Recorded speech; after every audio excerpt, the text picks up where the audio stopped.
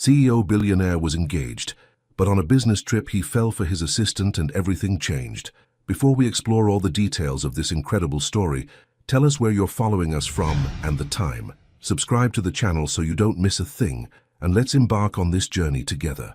The rain hammered against the floor-to-ceiling windows of the 42nd floor, but inside the pristine executive suite of Castellanos Global in Manhattan, silence reigned supreme. Leonardo Castellanos adjusted his platinum cufflinks for the third time in 10 minutes, a nervous habit he'd never quite managed to shake despite 20 years of commanding boardrooms. At 42, he was the embodiment of American corporate success, 6'2" with an athletic build, maintained through disciplined early morning workouts, steel-grey eyes that could freeze a negotiation with a single glance, and dark hair perfectly styled even after 16-hour days. His Italian suits were tailored to perfection, his presence commanding every room he entered. But today, something felt different. "Mr. Castellanos." The voice belonged to his longtime secretary, Margaret, who rarely showed emotion. Today, however, concern crept into her typically professional tone. "There's been a situation." Leonardo's jaw tightened imperceptibly. In his world, situations meant millions in potential losses or diplomatic disasters that could tank stock prices. "What kind of situation, Margaret?" "It's about your trip to Barcelona tomorrow, the Renewable Energy Conference." Margaret clutched her tablet like a shield. "Ms. Valeria, she's been hospitalized." His fiancée, the stunning Spanish businesswoman and influencer who was supposed to accompany him to Spain, where their engagement would be announced to the European press. Valeria Montoro, beautiful, ambitious, and the perfect complement to his empire. On paper. Hospitalized, what happened? "Food poisoning from that new sushi place in Soho. She's stable, but her publicist says she'll be bedridden for at least a week." Margaret paused. "Sir, the Barcelona meetings are crucial. The European investors are expecting both of you. The announcement about the merger with Montoro Industries." Leonardo rubbed his temples. This conference wasn't just business. It was the foundation of everything he'd built his future around. A strategic alliance disguised as a love story, carefully orchestrated for maximum impact. "We'll have to postpone." "Actually, sir," Margaret interrupted gently, "I took the liberty of reviewing your options. Your new personal assistant could accompany you. She's been briefed on all your international protocols and—" "My new assistant?" Leonardo frowned. In 3 months, he'd barely noticed the woman beyond her impeccable efficiency. "Margaret, this isn't a simple business trip. The optics alone—" "Sir, with respect, Ms. Bennett is exceptionally qualified. She has a master's in international business from Columbia, speaks 3 languages fluently, and has managed more complex logistics in her first quarter here than most assistants handle in years." Leonardo walked to his window, gazing down at the bustling streets of Manhattan. Somewhere in this concrete jungle was a woman he'd hired, but never really seen, Amara Bennett. He remembered her interview vaguely, a poised woman with an elegant way of speaking, impressive credentials, and eyes that seemed to see right through corporate facades. "What do you know about her background?" "Single, 30 years old, graduated top of her class, worked for smaller firms before coming to us, raised in Brooklyn by her mother after her father passed when she was 12. Margaret consulted her notes. "She's different from your usual staff, sir. More direct. Less willing to simply agree with everything you say." That caught his attention. In his world of yes-men and carefully calculated responses, someone who challenged him was either dangerous or refreshing. He couldn't decide which. "Send her up." 20 minutes later, Amara Bennett knocked twice on his door, not the tentative tap of someone seeking permission, but the confident announcement of someone who belonged. "Come in." She entered with the kind of presence that didn't demand attention, but simply commanded it. Amara was stunning in an understated way that made Valeria's carefully curated beauty seem almost artificial in comparison. Her rich, dark skin had a natural glow, and her hair was styled in elegant natural curls that framed her face perfectly. She wore a well-tailored navy blazer that emphasized her curves without being inappropriate, and when she moved, it was with the grace of someone completely comfortable in her own skin. But it was her eyes, deep brown with flecks of gold, that stopped him cold. They held intelligence, warmth, and something else he couldn't quite identify.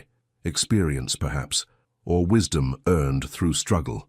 "Mr. Castellanos," she said, her voice carrying just a hint of Brooklyn in its warm tones. "Margaret mentioned you needed to discuss the Barcelona trip." Miss Bennet. He gestured to the chair across from his desk, noting how she sat with perfect posture, but without the rigid formality most employees displayed in his presence. Are you prepared to travel internationally on short notice? I've been packed since Margaret called 30 minutes ago. A small smile played at the corners of her mouth. I assume Ms. Montoro's absence creates some complications beyond simple logistics. Direct. Margaret hadn't been lying. Most people danced around his personal life with elaborate euphemisms. Amara simply acknowledged the reality. The European press will have questions. Investors will wonder about the stability of our partnership with Montoro Industries. This conference was meant to be a debut of sorts. For your engagement announcement. It wasn't a question.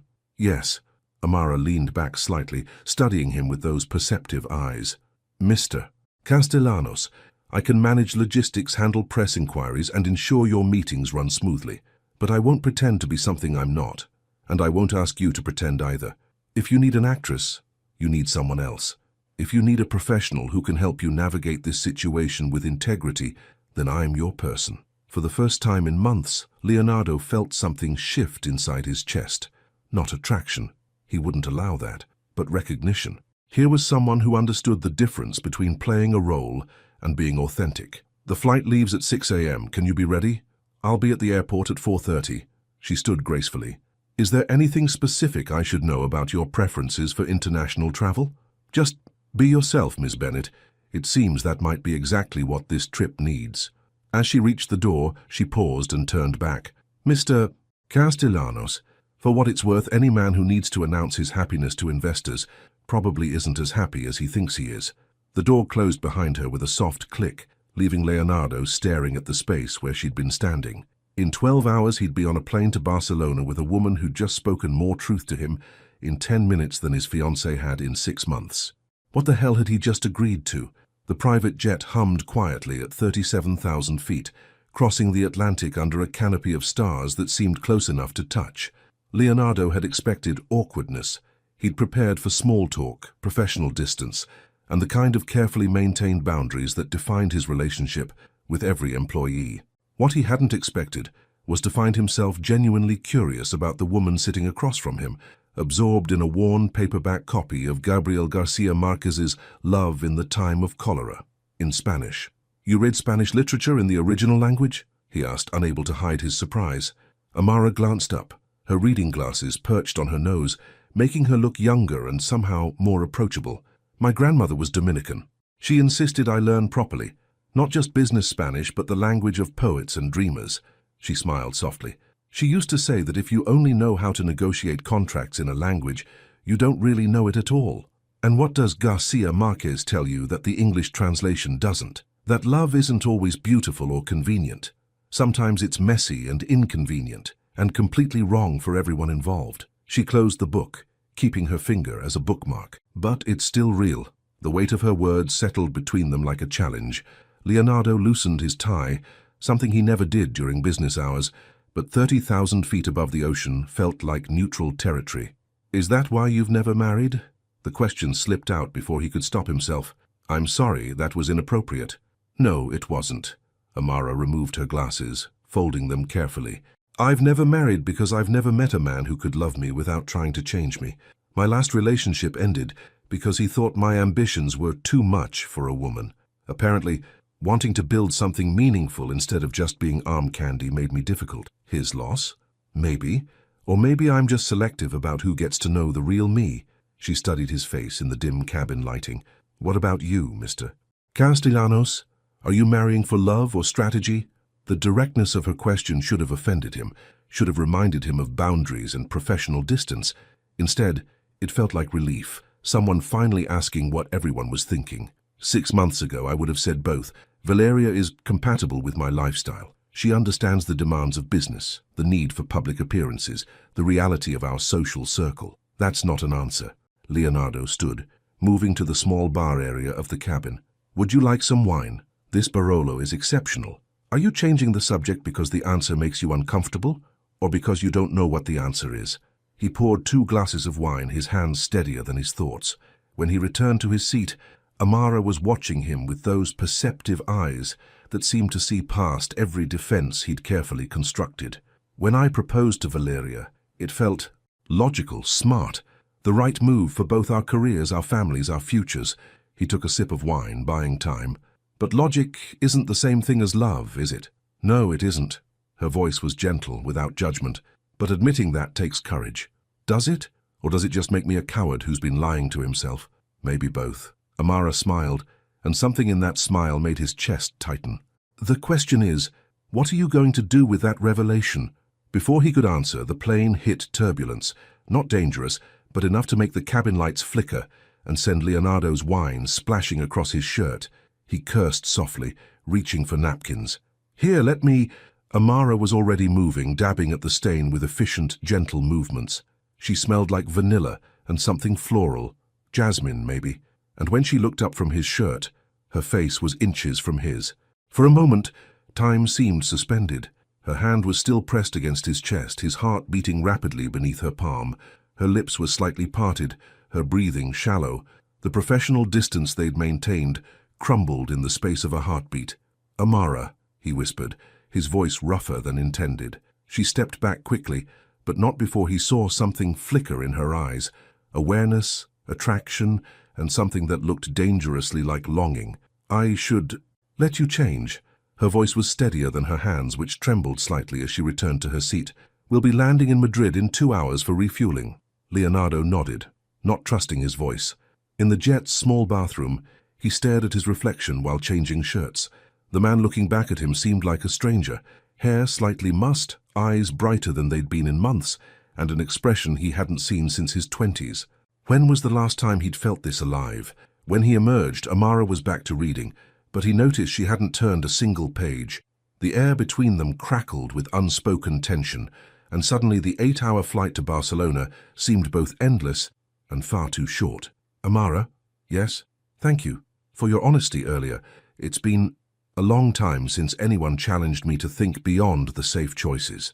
She looked up, her smile softer now, more personal. "Maybe that's because you surround yourself with people who are more interested in your money than your happiness. And which are you interested in?" The question hung in the air like a dare. Amara closed her book completely, setting it aside. "Neither, actually. I'm interested in the man who gets lost in thought staring out airplane windows, the one who knew that Garcia Marquez quote well enough to discuss it, the one who just admitted he might not love the woman he's supposed to marry." She paused, her voice dropping to barely above a whisper. "I'm interested in the man who's brave enough to question everything he thought he wanted." Leonardo's throat went dry. "Amara, we're landing in Madrid in 90 minutes, she said, returning to her book with studied casualness. "You might want to get some rest. Tomorrow's going to be complicated." But as Leonardo reclined his seat and closed his eyes, rest was the last thing on his mind. Because somewhere over the Atlantic Ocean, between turbulence and Spanish poetry, something fundamental had shifted, and he had no idea what he was going to do about it. The Gothic quarter of Barcelona looked like something from a dream in the early morning light. Leonardo stood on the balcony of his suite at the Hotel Casa Fusta, watching the ancient city come alive below. Stone gargoyles perched on centuries-old buildings seemed to watch back, knowing witnesses to secrets whispered in shadows. The irony wasn't lost on him. He'd chosen this particular hotel because Valeria loved its old-world elegance and Instagram-worthy architecture. Now 3 floors below, Amara was probably experiencing Barcelona for the first time, and he found himself wondering what she thought of it. A soft knock interrupted his brooding. "Mr. Castellanos, the car will be here in 20 minutes. Her voice through the door sent an unwelcome jolt through his system. "I'll be right down." But when the elevator doors opened in the lobby, Leonardo forgot how to breathe.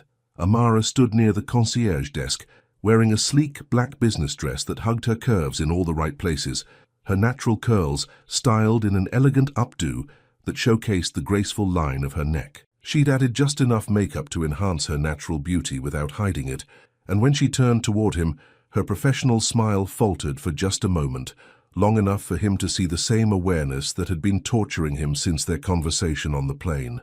"Good morning," she said, her voice carefully neutral. "I've confirmed your breakfast meeting with the Renewable Energy Consortium. They're expecting us at 9:30. "Us?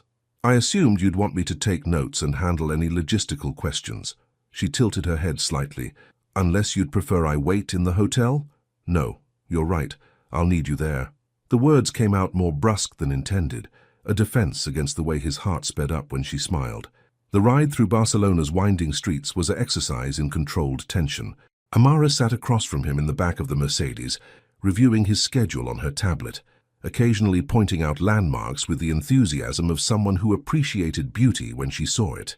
"The Sagrada Familia is incredible," she murmured, craning her neck to catch a glimpse of Gaudí's masterpiece through the tinted windows. "I read that it's been under construction for over a century and still isn't finished."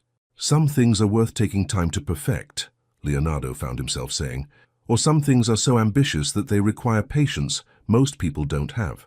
Her eyes met his briefly before returning to her tablet. "The question is whether the end result justifies the wait." Everything she said seemed to carry double meaning, leaving him analyzing her words long after she'd moved on to discussing his 2 o'clock meeting with German investors. The breakfast meeting at the exclusive Ola Example Hotel went better than expected. Amara sat quietly at his right, taking notes with practiced efficiency, but Leonardo found himself acutely aware of her presence. When she leaned forward to pour coffee, the subtle scent of her perfume made him lose his train of thought mid-sentence. When she asked an insightful question about carbon credit trading, the consortium members looked impressed, and Leonardo felt an unexpected surge of pride. "Your assistant is remarkably well informed," commented Henrik Larsson, the Swedish wind energy magnate, during a brief break. "Most executives bring decorative companions to these international meetings. You brought a strategist." "Ms. Bennett is exceptional," Leonardo replied, meaning every word. After the meeting, they walked through the cobblestone streets toward their next appointment. The morning was warming, and Barcelona pulsed with the energy of a city comfortable with its own magnificence. "You handled that beautifully," Leonardo told her, as they paused at a small plaza where a street musician played classical guitar. "Thank you. Though I noticed you seemed distracted during the discussion about offshore wind farms." Heat crept up his neck. "I was thinking about implementation challenges." Amara stopped walking and turned to face him fully. "Leonardo." The sound of his first name on her lips stopped him cold. Not Mr. Castellanos, not sir. Just his name, spoken like a question and a confession all at once. "We need to address what's happening here," she said quietly, her professional mask slipping. "Because I can't do my job effectively if I'm constantly wondering what you're thinking when you look at me like that." "Like what?" "Like I'm something you want, but know you can't have." Her honesty was devastating in its simplicity. "Like I'm a temptation you're trying to resist." The guitar music swirled around them. Tourists passed by speaking in a dozen languages, and Leonardo felt the careful structure of his life beginning to crumble. "Amara, I'm engaged. I know. To a woman I'm supposed to marry in 4 months. I know that too. And you're my employee. This is completely inappropriate." "Yes, it is." She stepped closer, close enough that he could see gold flecks in her brown eyes, close enough to count her heartbeats. "But inappropriate doesn't make it untrue." "What are you saying?" "I'm saying that I felt something shift between us on that plane, and I think you felt it too. I'm saying that I've spent 3 months watching you command boardrooms and intimidate investors, but yesterday I saw you vulnerable and real and—" She paused, gathering courage. "And I think you're about to marry the wrong woman for all the right reasons." Leonardo's phone buzzed. A text from Valeria. "Hope Barcelona is productive. Can't wait to see the press coverage of your success. Missing you. V." The message felt like ice water. Efficient, calculated, performative even in private. "I should go," he said, but made no move to leave. "Yes, you should." Amara's voice was soft, understanding. "But not because you want to." "No," he admitted. "Not because I want to." "Leonardo." The guitar player finished his song and the plaza fell silent except for the distant sounds of traffic. "When we get back to New York, I'm going to submit my resignation." "What? Why?" "Because I'm 28 years old, and I've never felt anything like what I feel when I look at you, and you're engaged to someone else." Her smile was heartbreaking. "And because I respect myself too much to be your consolation prize or your escape fantasy." She started walking toward their next meeting, leaving Leonardo standing alone in the plaza, with the realization that he was about to lose something he'd only just discovered he wanted. But as he watched her retreating figure, elegant and determined and completely out of his reach, one thought echoed in his mind with crystal clarity. What if Valeria wasn't the only engagement he needed to reconsider? The conference dinner at the Palau de Congressos stretched into the evening like an elaborate chess match, with Leonardo playing the role he'd perfected over decades, the charming, focused CEO who had everything under control, but control was the last thing he felt. Across the elegant ballroom, Amara moved with quiet efficiency, coordinating with event staff, managing his schedule and fielding questions from international press with the poise of someone born for diplomacy. She'd changed into a stunning deep burgundy dress that made her skin glow under the crystal chandeliers, and more than one investor had complimented him on his exceptional team. If they only knew that his exceptional team was planning to abandon him the moment they returned to New York. Leonardo! The booming voice belonged to Marcus Hoffmann, a German industrialist whose renewable energy empire rivaled his own. Where is the beautiful Valeria? The Spanish press was expecting to meet your fiancée tonight. The question Leonardo had been dreading all evening. She's dealing with a family emergency, he replied smoothly, the lie tasting bitter on his tongue. Ah, family comes first. Admirable. Marcus's eyes tracked to where Amara was gracefully deflecting questions from a persistent journalist. Though I must say, your assistant is quite remarkable. She speaks fluent German, did you know? Helped clarify some technical points about offshore wind patents with my team earlier. She's very capable. My friend, she's extraordinary, beautiful, intelligent, professional. Marcus lowered his voice conspiratorially. If I were not happily married and 30 years younger, I might try to steal her away from you. The possessive surge that shot through Leonardo was immediate and unwelcome. She's planning to leave the company soon. What? Why would you let such talent slip away? Because I'm falling in love with her and she's too smart to wait around for a man too cowardly to choose happiness over obligation. Business decisions, Leonardo muttered. The evening dragged on with painful sophistication, champagne toasts, strategic conversations, and the constant awareness of Amara's presence like a magnetic pull he couldn't ignore. By 10:30, the formal dinner was winding down, but the real networking was just beginning in the hotel's exclusive rooftop lounge. Leonardo found himself trapped in a discussion about carbon trading with 3 European ministers when his phone buzzed with a text from Amara. Flight delay. Weather in NYC. We're stuck here another night. I've booked you a suite at the same hotel. Another night. In Barcelona. With the woman who was systematically dismantling every certainty he'd built his life upon. An hour later, Leonardo escaped the networking session and found himself standing outside Amara's hotel room, his hand raised to knock, his heart hammering against his ribs like a caged bird. When she opened the door, she'd changed into dark jeans and a soft, cream-colored sweater that made her look younger and more approachable. Her hair was down, falling in soft curls around her shoulders, and she'd removed her makeup except for a hint of gloss on her lips. Leonardo, she didn't seem surprised to see him. Is everything all right? No, he said honestly. Nothing is all right.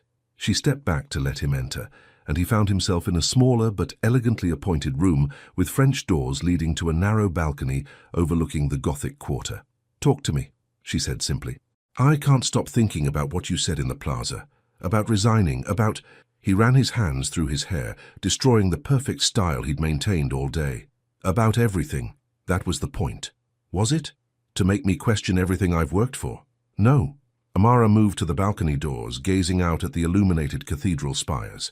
It was to make you question whether what you've worked for is actually what you want. And what if I discover it isn't? Then you make different choices. Leonardo joined her at the balcony, the night air cool against his skin. Below them, Barcelona pulsed with life. Couples walking hand in hand through narrow streets, late-night cafes spilling golden light onto cobblestones, the distant sound of laughter and music. Tell me about your childhood, he said suddenly. Amara glanced at him in surprise. That's random. Humor me. I want to understand who you are when you're not being my perfect assistant. A small smile played at her lips. Okay, I grew up in Bed-Stuy, Brooklyn. Small apartment, big dreams. My mom worked 2 jobs to keep us afloat after Dad died, cleaning offices at night, working at a daycare during the day. I learned early that nothing gets handed to you. Is that why you're so driven? Partly, but mostly because I watched my mother sacrifice everything for me, and I wanted to make sure it mattered. Her voice softened. She used to tell me that the most dangerous thing a woman could do was make herself small for a man's comfort, that if someone couldn't handle my ambition, my intelligence, my dreams, then they weren't worthy of my love. Smart woman. The smartest. Amara's eyes grew distant. She's fighting breast cancer now. Has been for 8 months. That's why I work so hard, save every penny. Treatment is expensive, even with insurance. The revelation hit Leonardo like a physical blow. Here he'd been, assuming her dedication was about career advancement, when it was about something far more fundamental: love, family, survival. Amara, I had no idea. If you need time off, if there's anything the company can do— No. Her voice was firm but not unkind. I don't want your pity or your charity. I want to earn what I need, and I want to do it with dignity. It's not charity. It's you trying to fix things because that's what powerful men do when they feel guilty. She turned to face him fully. But you can't fix this, Leonardo. You can't fix my mom's cancer. You can't fix your loveless engagement. And you can't fix whatever this is between us with money or grand gestures. Then what can I fix? Nothing. Some things can't be fixed. They can only be felt, or chosen, or walked away from. The silence stretched between them, heavy with possibility and regret. A church bell tolled midnight somewhere in the distance. I don't want to walk away from you, Leonardo said quietly. I know. Amara's voice was barely a whisper. But you're going to, because you're scared of what choosing me would cost you, and I'm tired of being someone's secret what-if. She was right, and they both knew it. But as Leonardo looked into her eyes, seeing strength and vulnerability in equal measure, one truth crystallized with startling clarity. He was tired of being scared. What if I wasn't going to walk away? He asked. What if I was thinking about staying? Then I'd say you're not thinking clearly. But her breath caught slightly, betraying her. Maybe thinking clearly is overrated. Leonardo stepped closer, close enough to see her pulse fluttering at her throat, close enough to catch the scent of her perfume mixed with something uniquely her. Leonardo, I know all the reasons this is impossible. I know about Valeria, about my reputation, about the complications, but I also know that I've never felt more like myself than I have these past 2 days with you. And what about tomorrow? What about when we go back to New York and reality sets in?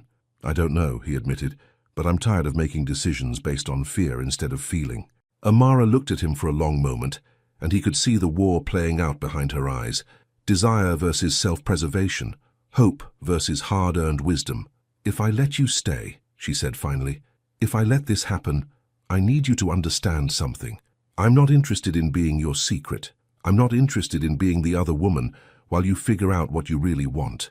If you're here because you've already decided, not because you're still deciding. The ultimatum hung in the air between them like a bridge, one he could cross or burn but not ignore. Leonardo looked into her eyes and saw his future reflected there, uncertain, complicated, but real in a way nothing had been for years. I've decided, he whispered, and then he kissed her. The first thing Leonardo noticed when consciousness crept back was the unfamiliar softness of morning light filtering through sheer curtains. The second was the warmth of bare skin against his chest, and the third, with a jolt that made his heart race, was the cascade of dark curls spilling across his shoulder. Amara. The night came rushing back in vivid fragments, her lips against his, the way she'd whispered his name like a prayer, the feeling of walls he'd spent decades building crumbling in the space of heartbeats. They'd made love with the desperate intensity of people who knew they were crossing a line they could never uncross, and afterward she'd fallen asleep in his arms, while Barcelona hummed its ancient lullabies outside her window. Now, in the gentle light of dawn, reality began to settle like lead in his stomach. His phone buzzed on the nightstand. 3 missed calls from Valeria, 7 text messages, 2 voicemails from his publicist about the Barcelona conference coverage, and 1 message that made his blood run cold. From Valeria. Feeling better. Flying to Barcelona this afternoon to surprise you. Can't wait to see the press coverage of our power couple debut. See you soon, mi amor. Shit, he breathed, careful not to wake Amara.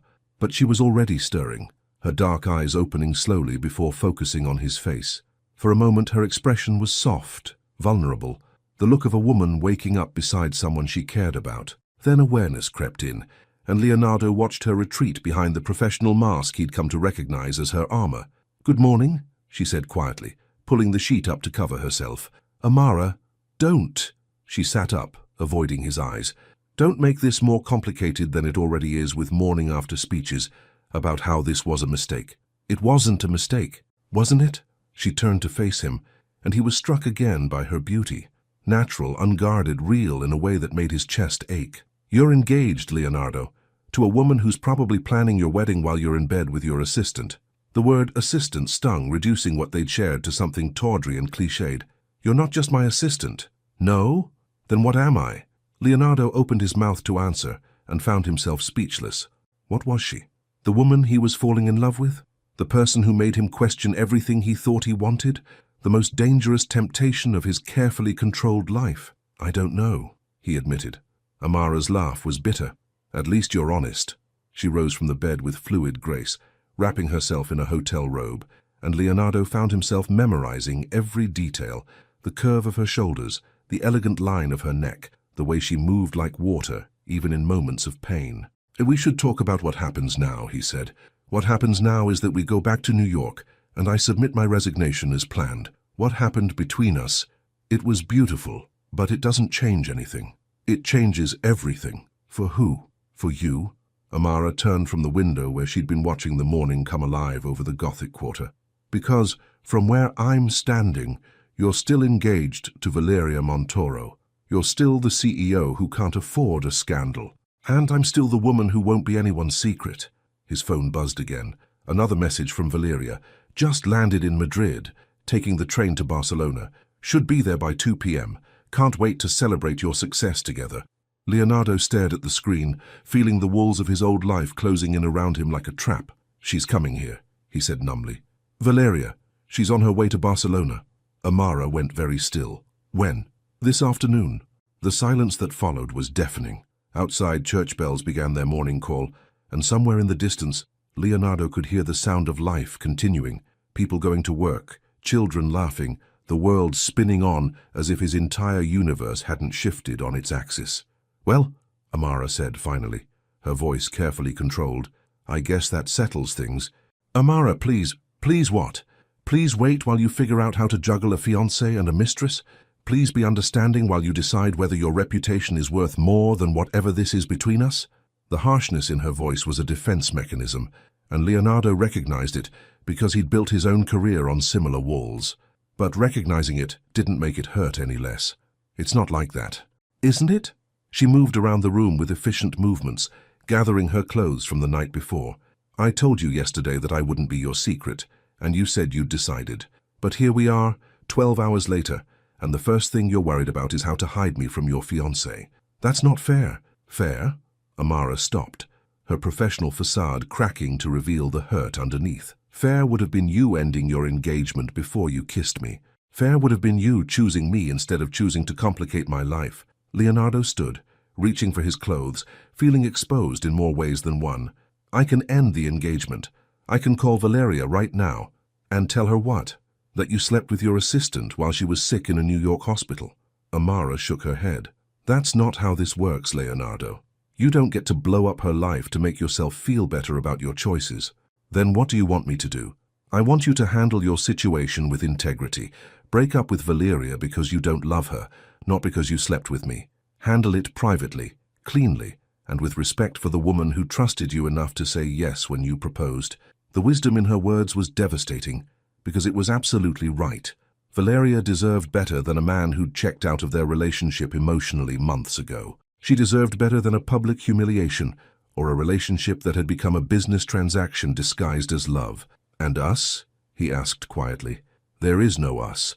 Not until you figure out who you are when you're not engaged to someone else. Amara was fully dressed now, her hair smoothed back into a professional style, her mask firmly in place. I meant what I said about resigning. When we get back to New York, I'm done. Don't do this. Don't punish us both because I'm handling this badly. I'm not punishing anyone. I'm protecting myself. She moved toward the door, then paused. Leonardo, what we shared was real. Don't cheapen it by making it about anything other than two people connecting in a way that surprised them both. But don't make it about more than it can be right now either. After she left, Leonardo stood alone in the rumpled hotel room, surrounded by the ghost of her perfume and the weight of choices that felt impossible to make cleanly. His phone rang. Valeria's name flashed on the screen. Hello, mi amor, she purred when he answered. I'm so excited to see you. I've already spoken to 3 journalists about doing features on our relationship. This Barcelona trip is going to be perfect for our image. Our image. Not our relationship, not our love. Their image. Leonardo closed his eyes and realized that Amara was right about something else. He'd been living a lie for so long that he'd almost forgotten what truth felt like. It was time to remember. The Hotel Casa Fusta's lobby buzzed with the kind of controlled chaos that accompanied high-profile arrivals. Photographers lingered near the entrance, hotel staff whispered in rapid Spanish, and Leonardo stood near the marble reception desk, feeling like an actor who'd forgotten his lines. Valeria Montoro swept through the revolving doors at exactly 2:17 p.m., like a force of nature wrapped in designer silk. Tall, blonde, and devastatingly beautiful in the way that graced magazine covers, she moved with the calculated grace of someone who knew every camera angle was an opportunity. Her recovery from food poisoning seemed complete, if it had ever been more than a convenient excuse to avoid a trip she'd deemed not worth her time, until the press possibilities became clear. "Leonardo!" Her voice carried across the lobby, turning heads and causing phones to discreetly point in their direction. She rushed toward him with arms outstretched, her smile perfect for the cameras she knew were watching. He caught her in what looked like an embrace, but felt like a performance, breathing in her familiar perfume, expensive, sophisticated, and somehow artificial after the natural sweetness of jasmine he'd woken up to that morning. "Valeria, you look," he searched for words that wouldn't be lies. "You look completely recovered." "The miracle of good genetics and better doctors," she laughed, the sound bright and hollow. "I couldn't stay away once I realized how important this Barcelona conference was for our future. The Spanish press has been calling all morning. Everyone wants to interview the power couple reshaping renewable energy. Our future." The words felt foreign on his tongue as he kissed her cheek for the benefit of watching eyes. "Mr. Castellanos?" The voice belonged to Amara, who approached with professional composure that gave no hint of the intimacy they'd shared hours earlier. She'd changed into a crisp white blouse and navy blazer, her hair pulled back in a severe bun that seemed designed to erase any trace of the woman who'd laughed softly in his arms the night before. "Miss Bennett," he managed, his voice rougher than intended. Valeria's gaze shifted to Amara with the kind of assessment that happened in milliseconds but registered everything: attractiveness, intelligence, potential threat level. Leonardo watched the calculation happen behind his fiancée's perfect smile. "And you must be the assistant," Valeria said, extending a manicured hand. "I've heard so much about your efficiency." "Ms. Montoro." Amara's handshake was firm, professional, giving nothing away. "Welcome to Barcelona. I hope your recovery has been complete." "Oh, completely. Though I'm sure Leonardo managed just fine without me." Valeria's arm slipped possessively through his. "He's always been wonderfully self-sufficient. Haven't you, darling?" The endearment felt like broken glass in Leonardo's chest, especially with Amara standing close enough to hear every word.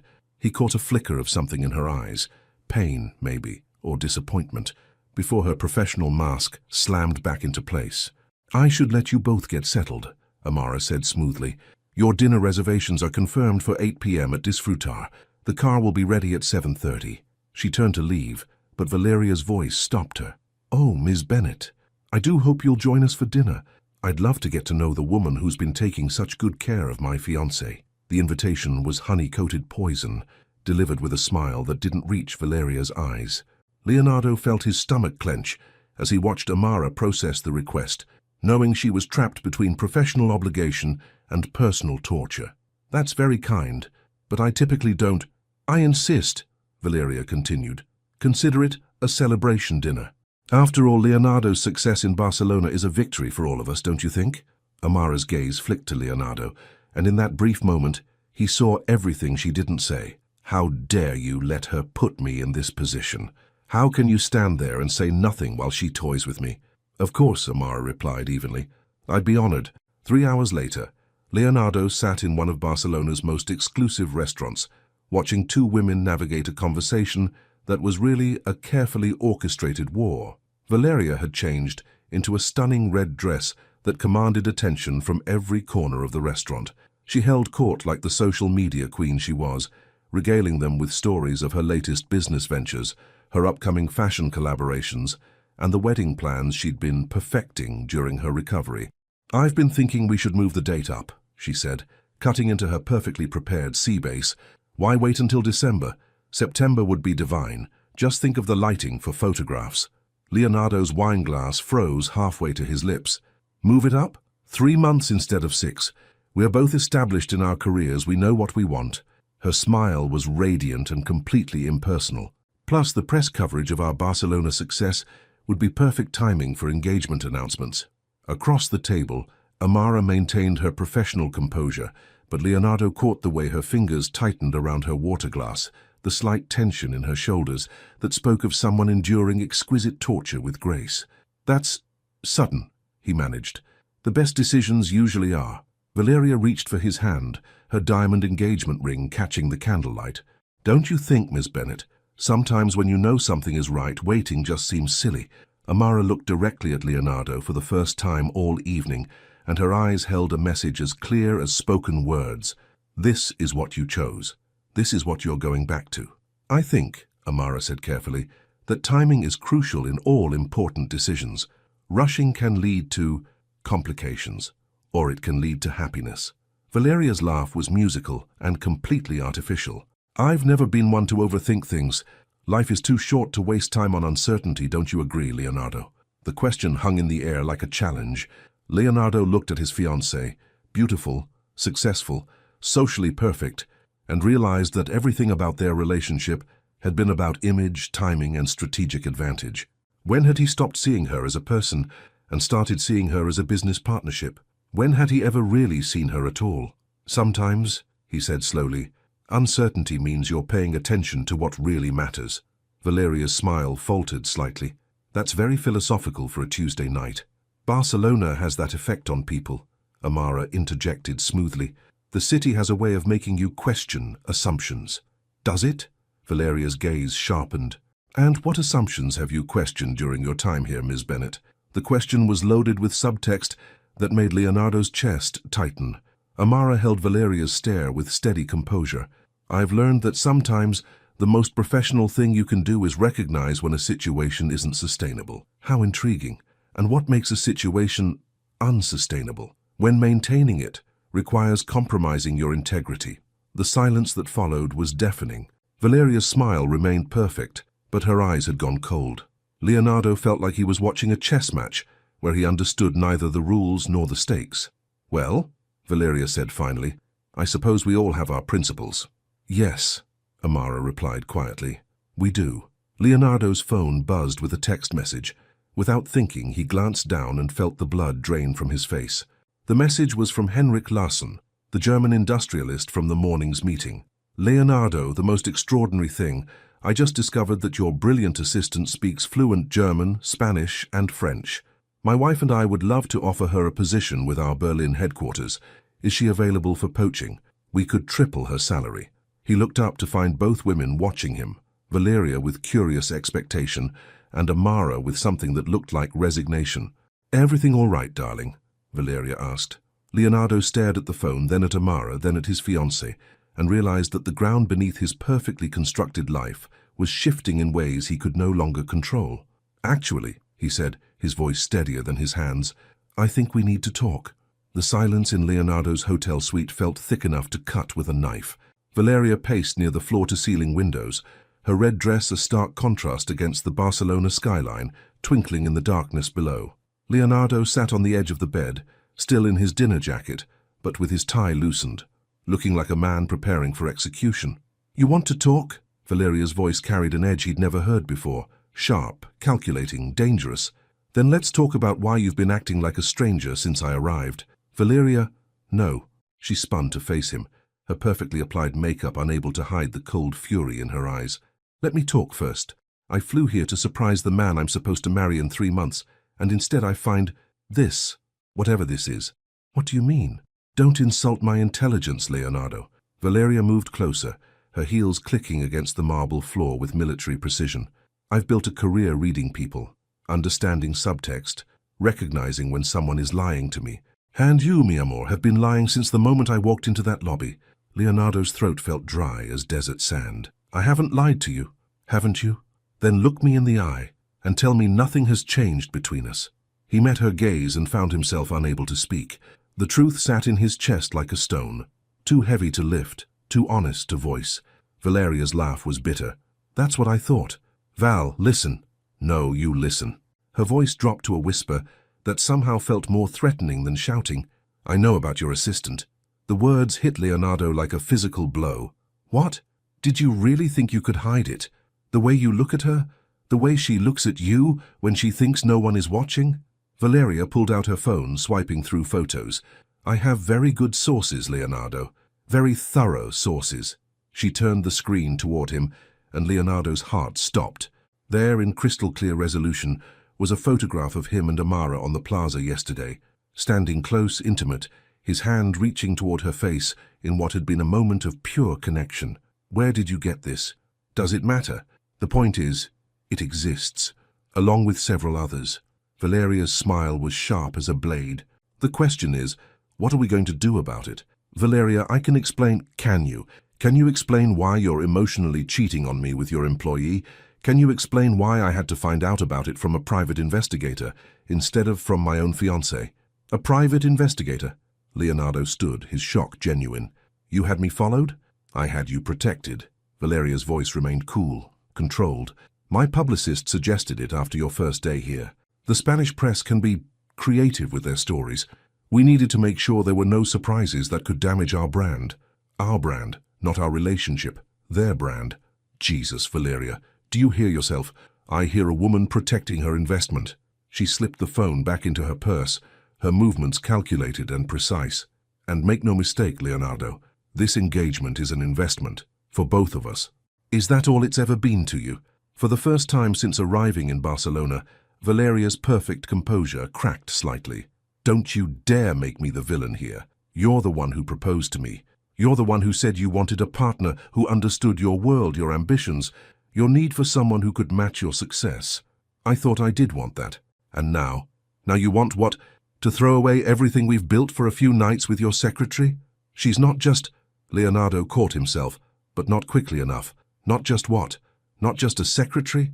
Not just an employee?" Valeria's eyes glittered with something between fury and triumph. "Then what is she, Leonardo? What is she that I'm not?" The question hung in the air like a challenge, and Leonardo found himself face to face with a truth he'd been avoiding for months. Valeria had never been the woman he loved. She'd been the woman he thought he should love, the one who fit perfectly into the life he'd built, who complemented his success without challenging his soul. Amara was everything Valeria wasn't: real, unpredictable, unimpressed by his wealth and power. She saw him, not his portfolio. She challenged him, not his bank account. "She's honest," he said quietly. Valeria recoiled as if he'd slapped her. "Honest? And I'm not.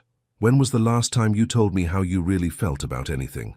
When was the last time we talked about something that mattered instead of image management and strategic opportunities? That's not fair, isn't it?" Leonardo sat back down heavily. "Val, when did we stop being people who cared about each other and become a business merger disguised as a love story? The moment you decided to fall in love with your assistant." The accusation hit its target, and Leonardo couldn't deny it. He was falling in love with Amara, had fallen, if he was honest with himself. "So what now?" he asked. "Where does this leave us?" Valeria walked to her purse, pulling out a tablet and setting it on the bed between them. "This is where it leaves us." Leonardo looked down at the screen and felt his world tilt on its axis. It was a contract, detailed, legal, and devastating in its implications. "What is this?" "A settlement agreement, drawn up by my lawyers this afternoon." Valeria's voice was pure business now, all pretense of emotion stripped away. "You break our engagement, you pay me $25 million for damages to my reputation, lost business opportunities, and emotional distress. You can't be serious." "I'm completely serious. You think I didn't protect myself when I agreed to marry one of the richest men in America? You think I didn't consider the possibility that you might decide to trade me in for a younger model? It's not like that, isn't it?" Valeria sat across from him, her posture perfect even in her fury. "She's younger, she's beautiful, she's exotic enough to be interesting, but not threatening to your social circle. She's the perfect midlife crisis, Leonardo. Don't talk about her like that. Like what? Like she's a gold digger who saw an opportunity and took it? She's nothing like that." Leonardo's voice rose for the first time. "She's brilliant and strong, and she doesn't give a damn about my money. She was planning to quit before any of this happened." "Was she? How convenient." Valeria's smile was cold. "And now that she's slept with the boss, is she still planning to leave?" The question struck home because Leonardo didn't know the answer. After this morning, after the pain in Amara's eyes during dinner, after the way she'd looked at him like he was someone she was disappointed in, he had no idea what she was planning. "I don't know," he admitted. "Well, here's what I know." Valeria stood, smoothing her dress with practiced movements. "You have two choices. You can marry me as planned, we can make this work as the partnership it was always meant to be, and I'll forget about your little Barcelona adventure. Or you can chase after your assistant, pay me $25 million, and deal with the media storm that will follow when I tell the world exactly why our fairy tale engagement ended." Leonardo stared at the contract, his mind reeling. "You'd really do that? Destroy me publicly?" "I'd destroy the fantasy, Leonardo. The image of you as the perfect romantic hero. But destroy you?" She shrugged. "You're rich enough to survive a scandal. Your company is strong enough to weather some bad press. The question is she strong enough to survive being labeled as the homewrecker who broke up America's most admired power couple?" The threat hung in the air like poison. Leonardo looked at Valeria, really looked at her, and realized he was seeing her clearly for the first time. Beautiful, intelligent, ruthless, and completely without the warmth he'd somehow convinced himself she possessed. "I need time to think. You have until tomorrow morning." Valeria moved toward the door, then paused. "Leonardo, for what it's worth, I did care about you. In my way. But I care about myself more, I always have." After she left, Leonardo sat alone in the silent suite, staring at the contract that would either buy his freedom or destroy the woman he was falling in love with. His phone buzzed. A text from Amara. "Accepting the Berlin position. Flight leaves Thursday morning. Thank you for the opportunity to see Barcelona." Leonardo stared at the message until the letters blurred, finally understanding that some choices weren't about what you wanted. They were about what you could live with, and he was about to find out which kind of man he really was.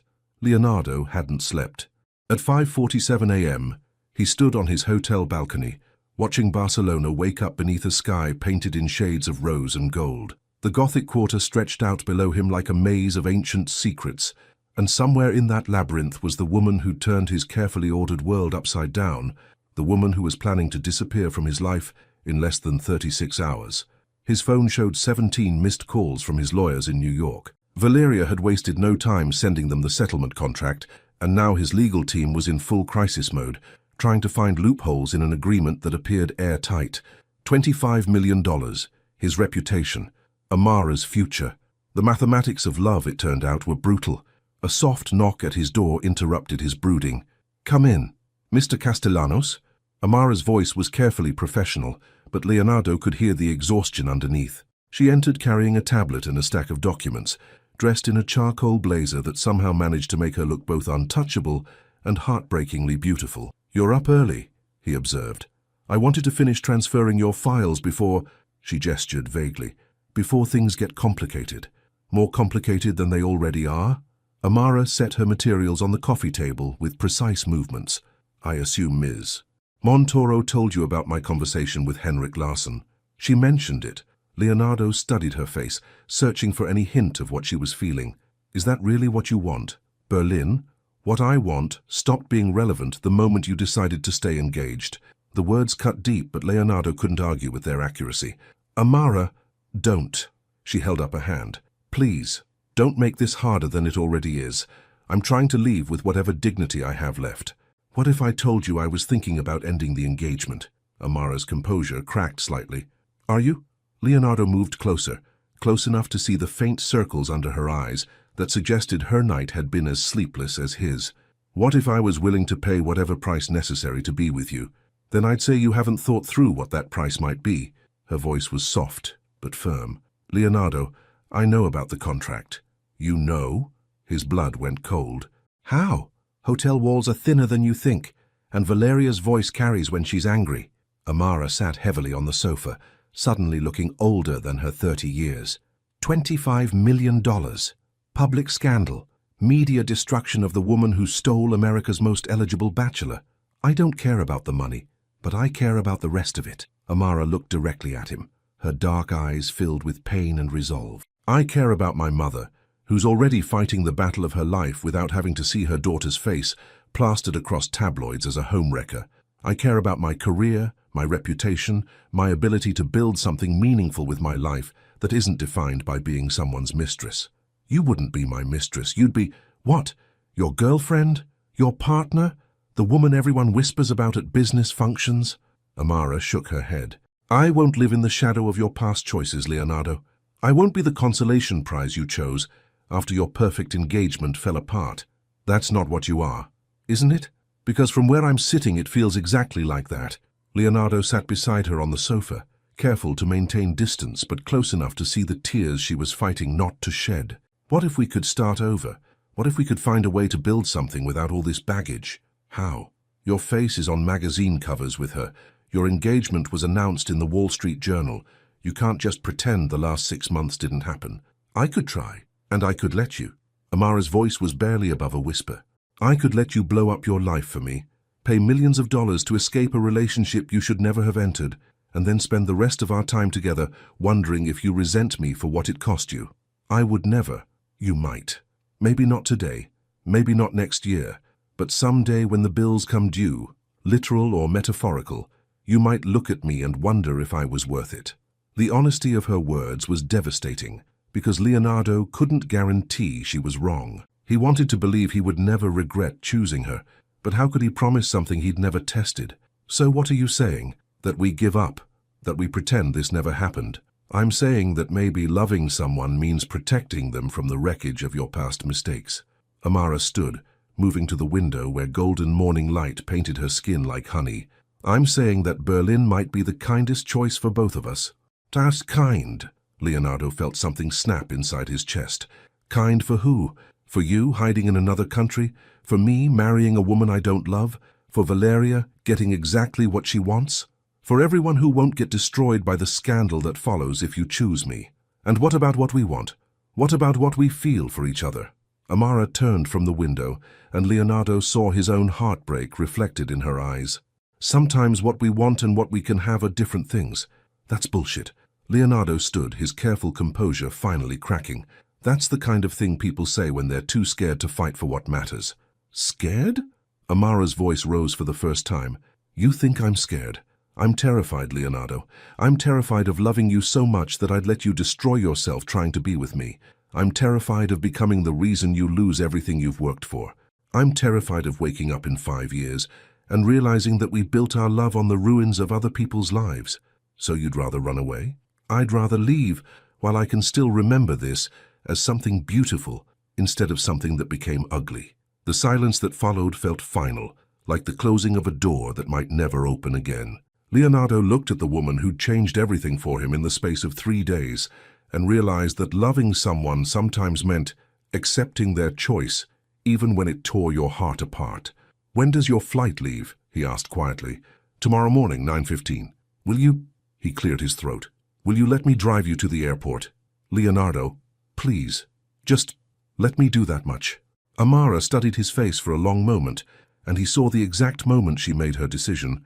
Okay, but just to the airport, not goodbye. Not goodbye, he agreed, though they both knew that's exactly what it would be.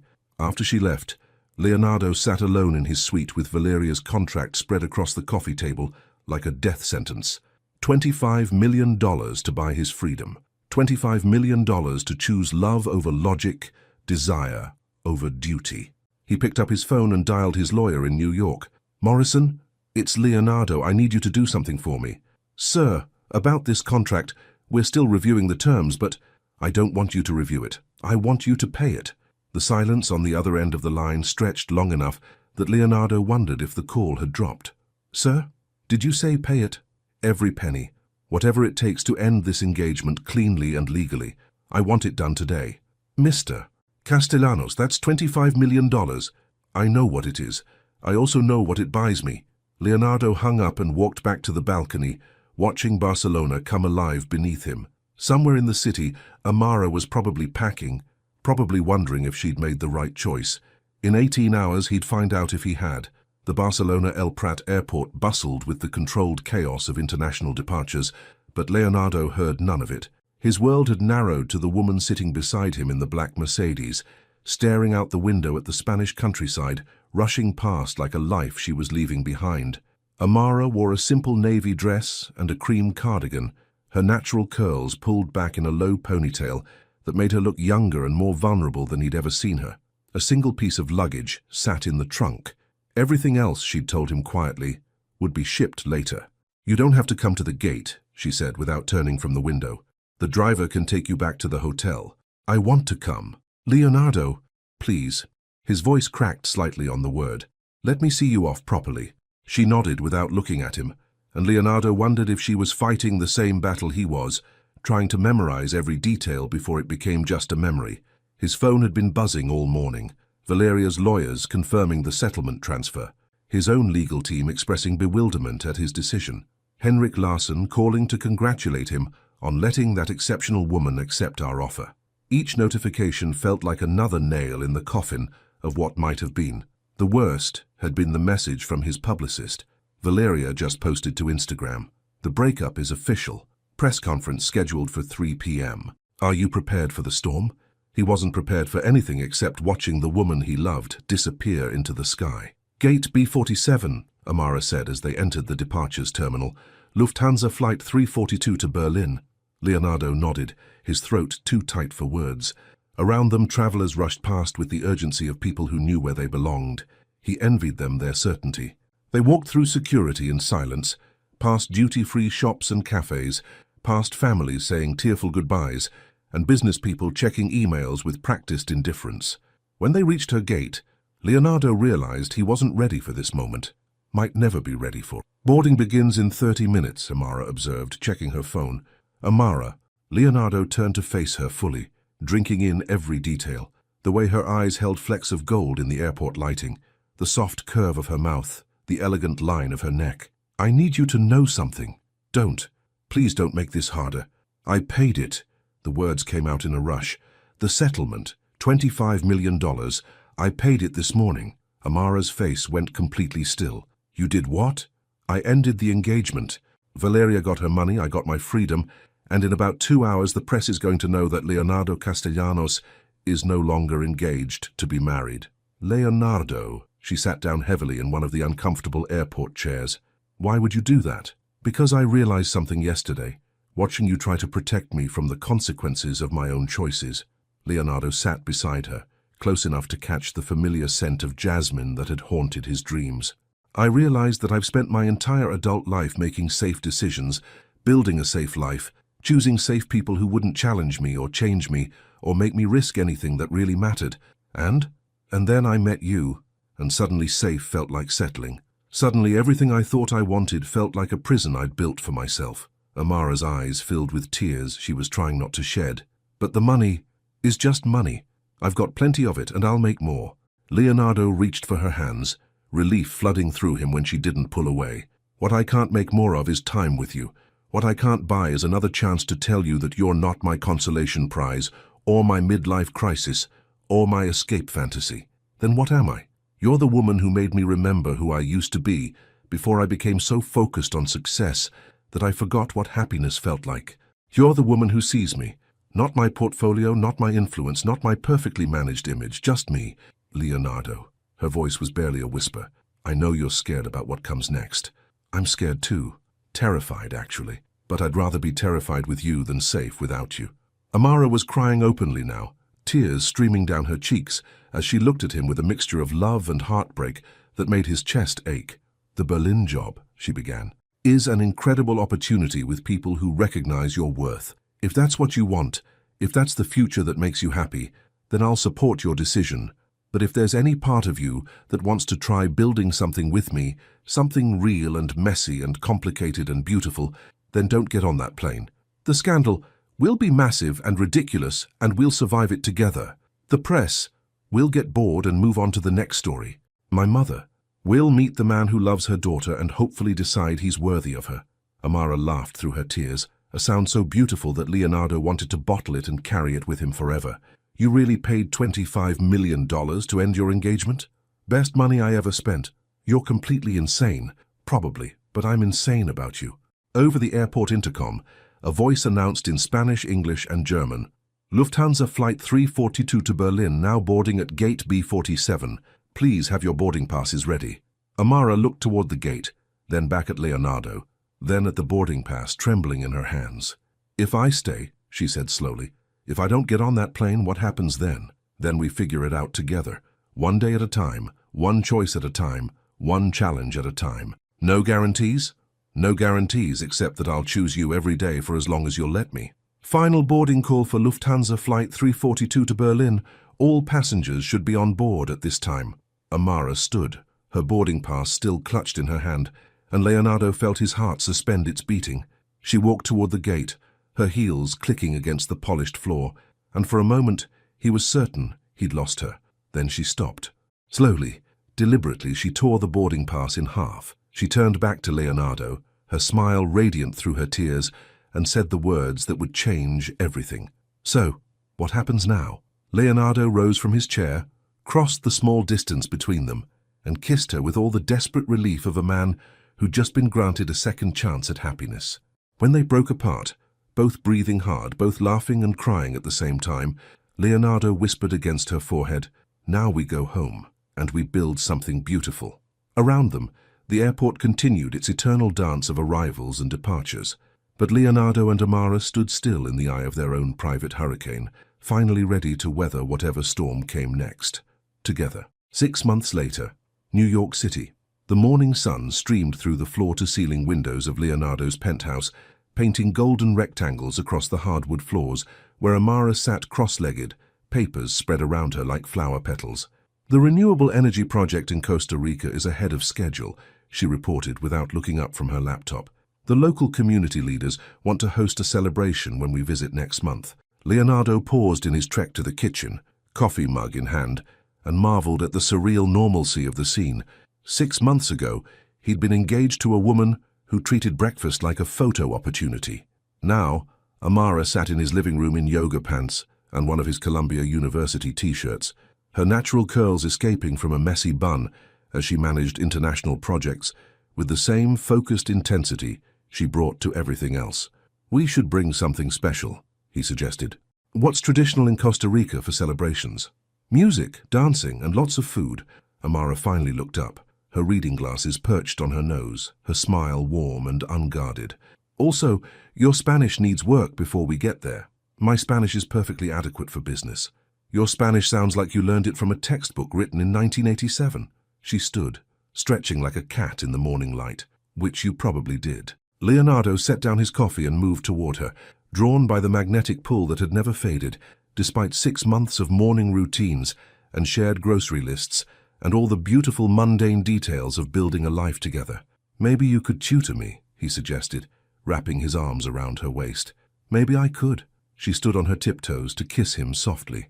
"But I charge very high rates for private lessons." "How high?" Amara pretended to consider this seriously. "Dinner at that little Italian place in Brooklyn, the one where your credit cards don't impress anyone, and the owner's grandmother still makes the pasta by hand." "Done." Leonardo kissed her forehead, then her nose, then her lips. "Though I should warn you, the paparazzi still follow us sometimes." "Let them. Maybe Nonna will yell at them in Italian."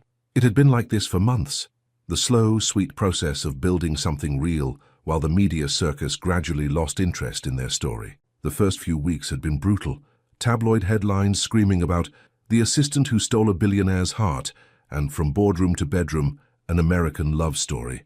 Valeria had given exactly one interview, tastefully devastating, in which she wished them well with the kind of grace that made her look like the dignified victim and them like the dramatic homewreckers.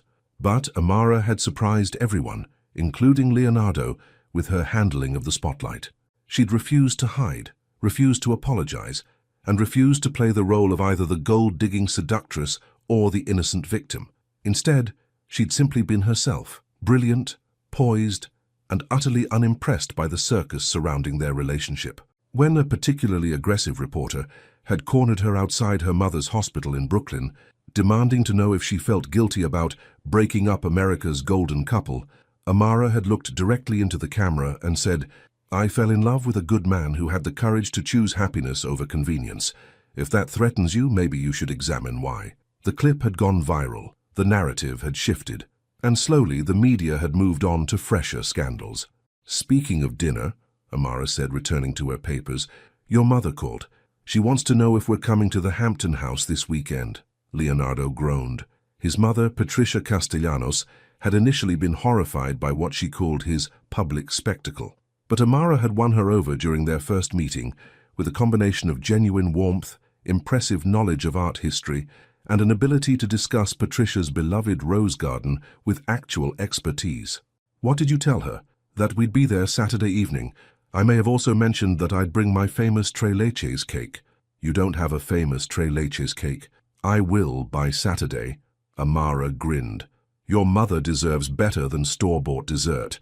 This was who she was, the woman who learned to make elaborate cakes to impress his mother, who spoke 3 languages fluently, but still blushed when he complimented her intelligence, who had turned down Henrik Larsson's job offer in Berlin, but accepted his invitation to consult on renewable energy projects across Europe.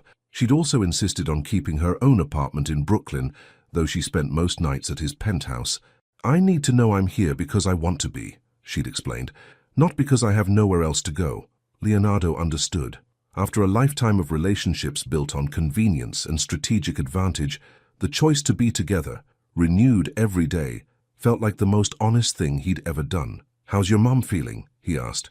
Amara's smile softened. "Good days and bad days, but more good than bad lately. The new treatment seems to be helping." She paused. "She wants to meet you properly, not just the quick hospital visits." "I'd like that." "She's protective, and she doesn't trust men with too much money." "Smart woman. She raised me to be smart too." Amara moved closer, her hands smoothing the lapels of his shirt. "Which is why I know exactly how lucky I am." "Lucky how?" "Lucky to love a man who was brave enough to pay $25 million to choose me. Lucky to love a man who looks at me like I'm the most interesting person in every room. Lucky to love a man who—" She hesitated, suddenly shy. "Who what?" "Who makes me feel like I'm home."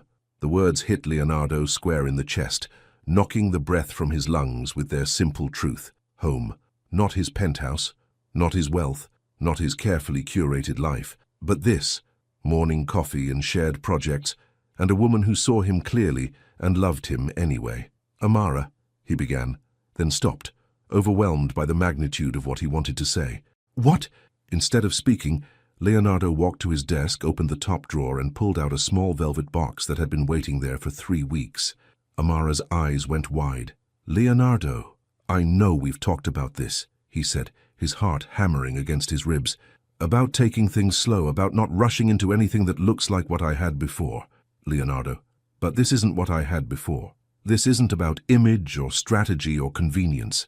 He dropped to one knee in his own living room, surrounded by her scattered papers and the comfortable debris of their shared life. "This is about waking up every morning grateful that you're in my world. This is about wanting to build something with you that's ours, not mine or yours, but ours." Amara's hands flew to her mouth, tears already streaming down her cheeks. "This is about loving you so much that $25 million felt like pocket change compared to the cost of losing you." Leonardo opened the box to reveal a ring he'd had designed specifically for her, elegant but not ostentatious, with a center stone the color of whiskey and gold that matched her eyes. "Amara Bennett, will you marry me? Not for the press or the photos or because it makes sense on paper, but because I can't imagine my life without your laughter in it." "Yes."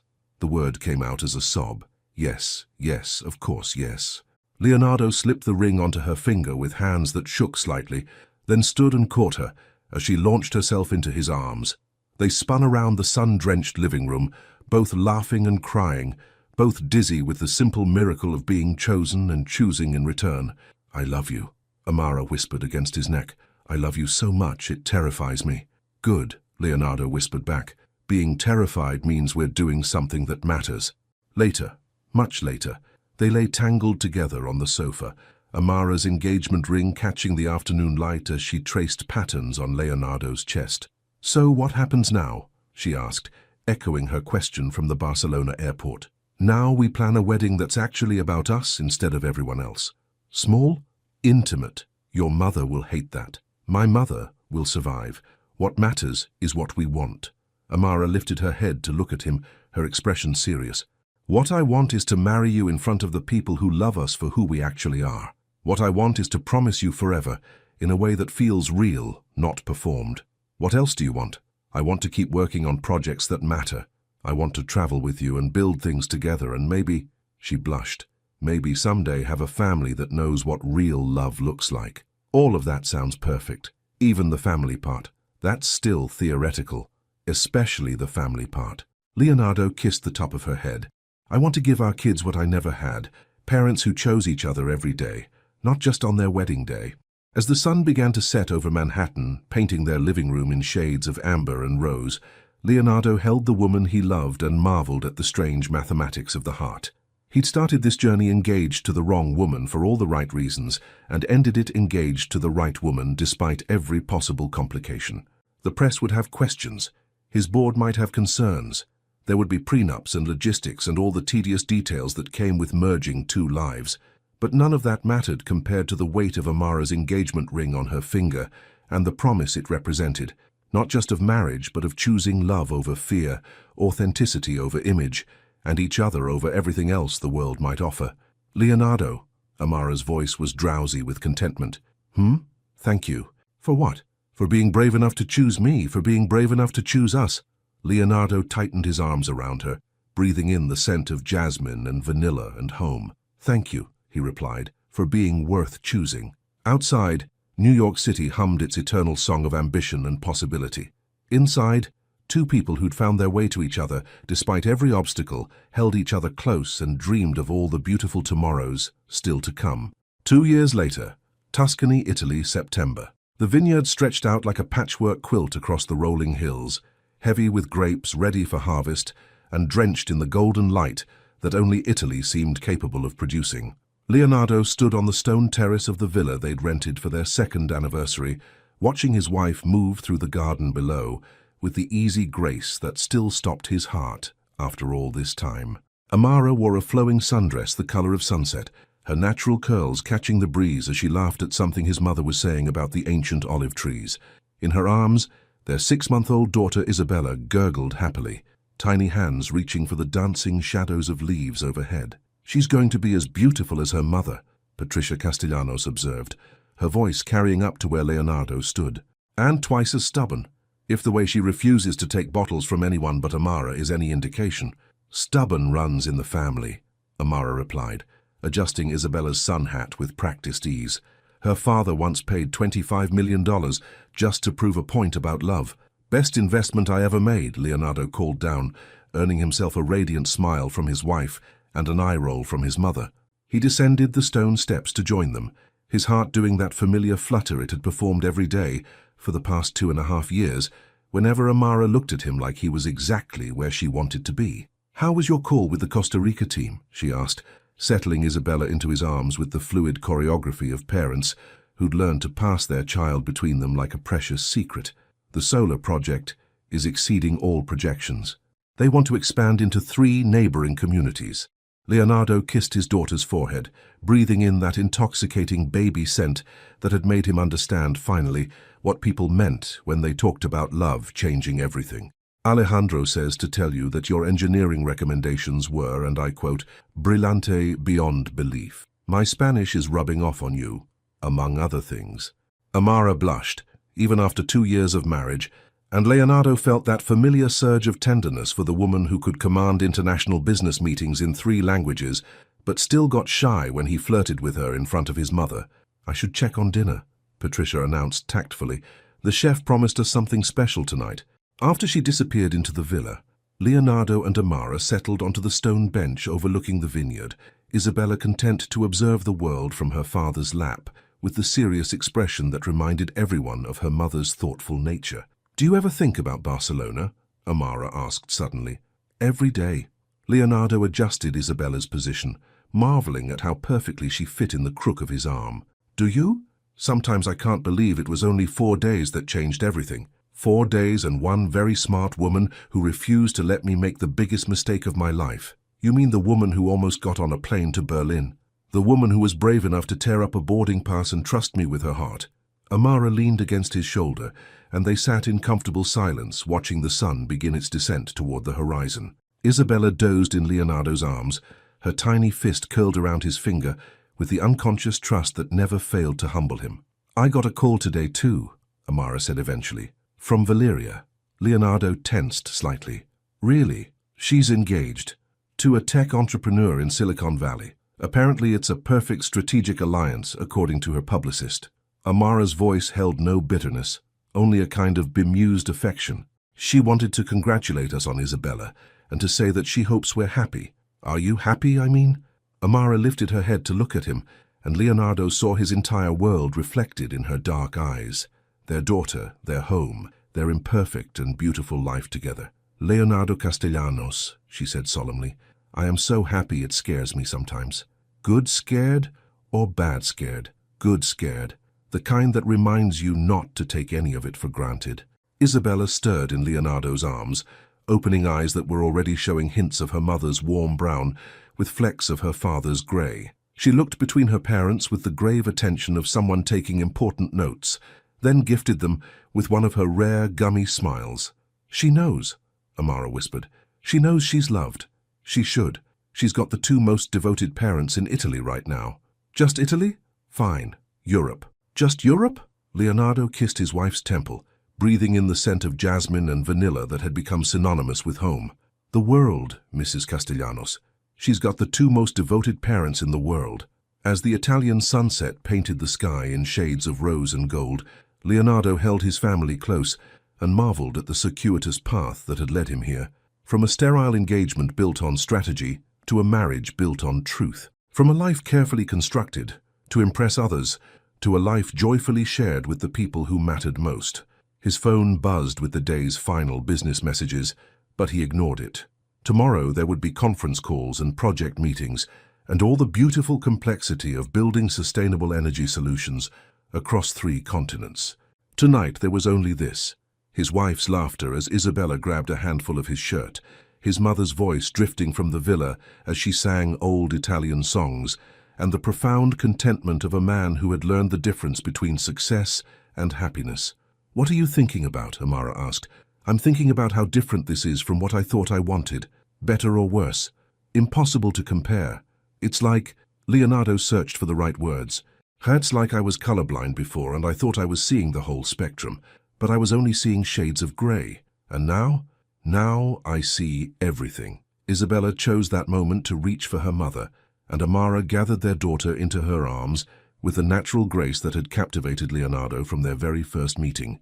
Watching them together, his brilliant, beautiful wife and their perfect, impossible daughter, Leonardo felt the same overwhelming gratitude that had become his daily prayer. "Leonardo?" Amara's voice was soft, thoughtful. "Do you think we'll tell Isabella the whole story someday? About Barcelona, about Valeria, about how we almost didn't happen?" Leonardo considered this, watching his daughter's tiny fingers explore her mother's face with scientific curiosity. "I think we'll tell her that love isn't always convenient or easy or logical, that sometimes the best things in life require courage and sacrifice and the willingness to disappoint people who want you to choose safety over truth. And that her parents were brave enough to choose each other, even when it was complicated, especially when it was complicated."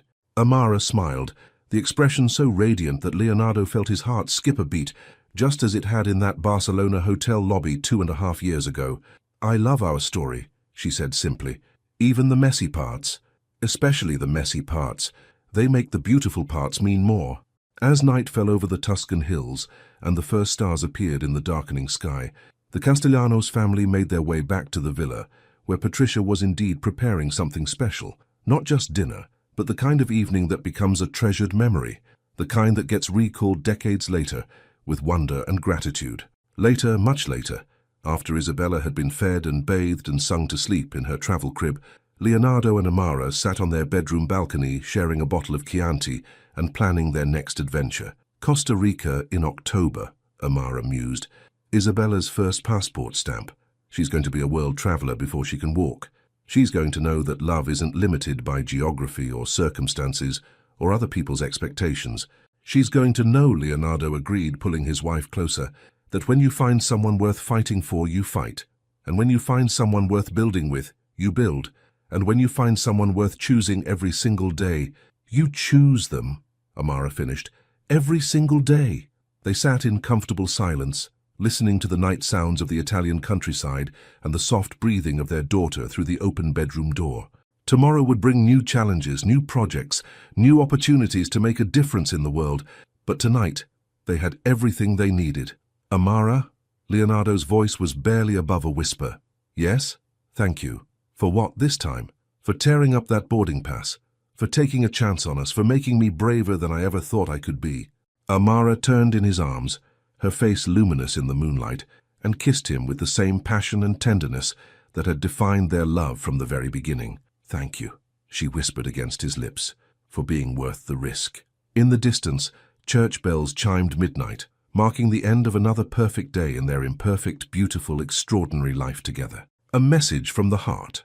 Sometimes love arrives like a storm, sudden, overwhelming, changing everything in its path. Sometimes it arrives like sunrise, gradual, inevitable, illuminating what was always meant to be. For Leonardo and Amara, love arrived like Barcelona itself, ancient and modern, complicated and simple, challenging them to see past their fears and choose what their hearts knew to be true. Their story reminds us that the most meaningful relationships aren't built on convenience or strategy, but on the courage to be vulnerable with someone who sees us clearly and loves us anyway. That sometimes the best decisions are the scariest ones.